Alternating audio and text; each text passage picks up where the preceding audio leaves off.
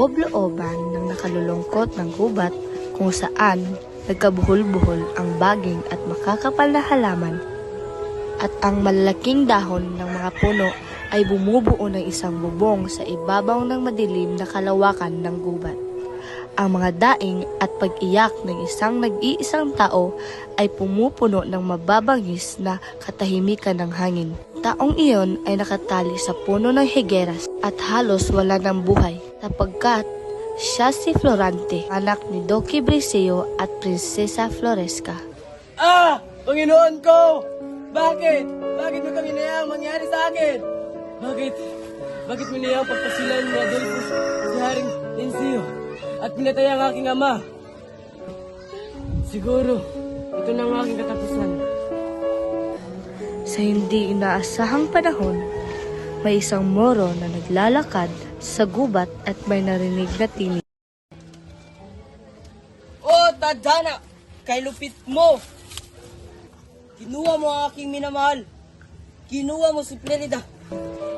Paalam, Karyang Albania. Paalam, minamahal kong Laura. Saan kaya nanggagaling ang boses niya?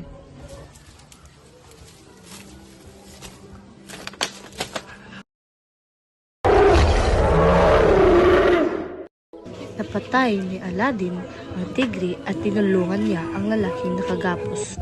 Parang nakita ko ng taong ito.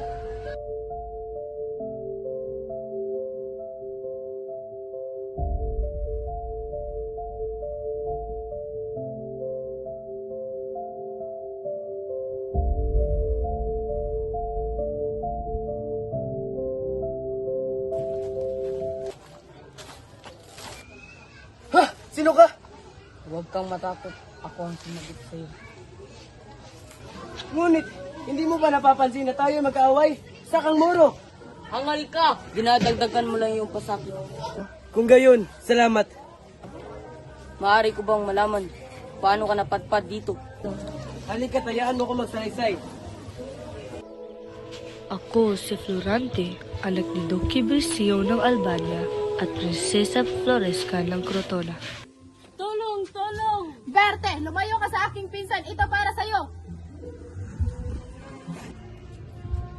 Bakit kailangan niyang umalis? Dahil mas maganda ang pagtuturo doon sa Atenas. Kung hindi siya mag-aaral, paano ang kinabukasan niya? Sino mag-aalaga sa kanya? Sino mag-aalaga sa kanyang anak? Huwag kang mag-aalala. May mag-aalaga niyang guro doon.